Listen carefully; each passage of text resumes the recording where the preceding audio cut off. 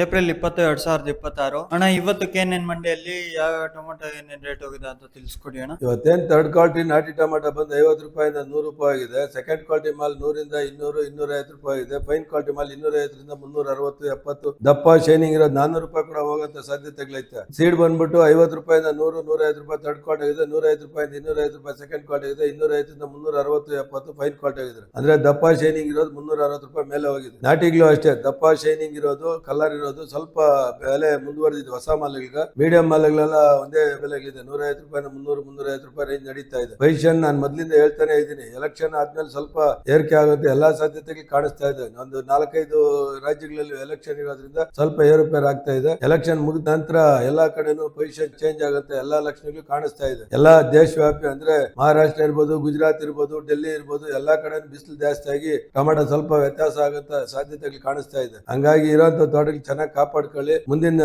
ದಿನಗಳಲ್ಲಿ ಒಳ್ಳೆ ಬೆಲೆ ಸಿಗತ್ತೆ ಅಂತ ನಿರೀಕ್ಷೆಯಲ್ಲಿ ರೈತರಿದ್ದಾರೆ. ನಿರೀಕ್ಷೆ ಹುಸಿ ಆಗೋದ್ ಬೇಡ, ಒಳ್ಳೇದಾಗತ್ತೆ, ಸಕ್ಸಸ್ ಆಗತ್ತೆ ಅಂತ ಹೇಳೋದಕ್ಕೆ ಇಷ್ಟಪಡ್ತಾ ಇದ್ದೀನಿ.